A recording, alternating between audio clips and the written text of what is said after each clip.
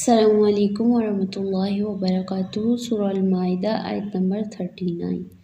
اعوذ باللہ من الشیطان الرجیم، بسم اللہ الرحمن الرحیم۔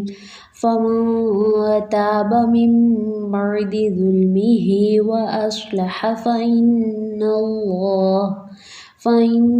اللہ یتوب علیہ ان اللہ غفور رحیم۔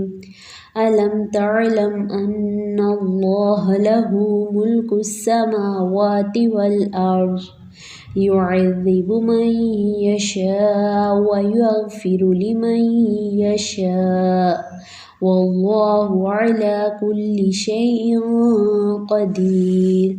لفظی ترجمہ، فمن تو جو کوئی تابا توبہ کر لے، من بعد بعد ظلمہ اپنے ظلم کے، واصلح اور وہ اصلاح کر لے، فإن اللہ تو بے شک اللہ، یتوب وہ مہربان ہوگا، علیہ اس پر، ان اللہ بے شک اللہ، غفور بہت بخشنے والا ہے، رحیم نہایت رحم کرنے والا ہے۔ علم کیا نہیں، تعلم آپ نے جانا، ان اللہ بے شک اللہ، لہو اسی کے لیے ہے، ملک بادشاہت، السماواتی آسمانوں، والارض اور زمین کی، یعذب وہ عذاب دیتا ہے، من یشاء جسے وہ چاہتا ہے، ویغفر اور وہ بخش دیتا ہے، لمن جسے یشاء وہ چاہتا ہے، واللہ اور اللہ، علی اوپر، کلی ہر شیء چیز کے، قدیر خوب قدرت رکھنے والا ہے۔ جی تو ہماری آیت نمبر 39 میں اللہ تعالیٰ کیا فرما رہے ہیں، تو جو کوئی توبہ کر لے بعد اپنے ظلم کے اور وہ اصلاح کر لے تو بے شک اللہ وہ مہربان ہوگا اس پر۔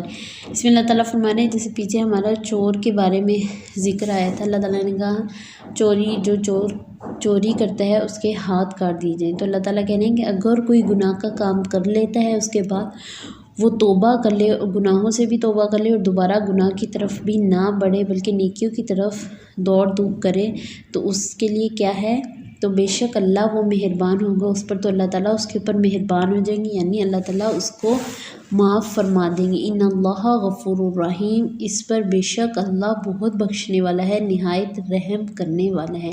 یعنی کہ آپ دیکھیں گے دنیاوی معاملات میں، آپ دیکھیں کہ انسان بہت جلد غصے میں آ جاتا ہے اور کبھی بھی انسان معاف نہیں کرتا، لیکن اس میں کیا ہے کہ اللہ تعالیٰ دیکھے کہنے کہ اگر کوئی توبہ کر لے اور اپنی اصلاح کر لے تو میں فوراً اس سے کیا کروں گا، اسے اللہ تعالیٰ کہتے ہیں میں اس کے اوپر مہربان ہو جاؤں گی، یعنی اس کے گناہوں کو معاف کر دوں گا، بے شک میں بہت بخشنے والا اور نہایت رحم کرنے والا ہوں، اور میں اس کے اوپر رحم کروں گا۔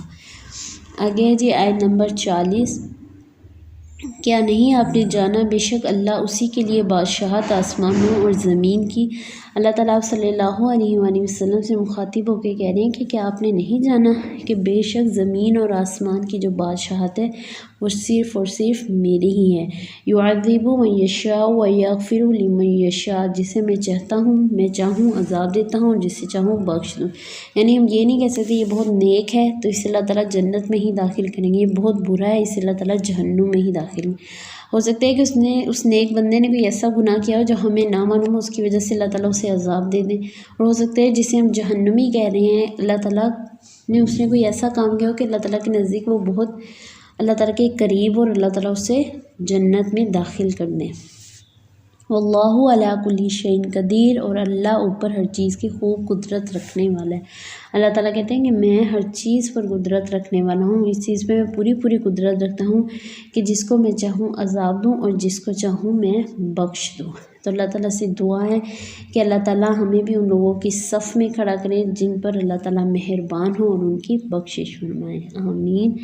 چلیں جی میں لیسن یہیں تک تھا۔ السلام علیکم ورحمۃ اللہ وبرکاتہ۔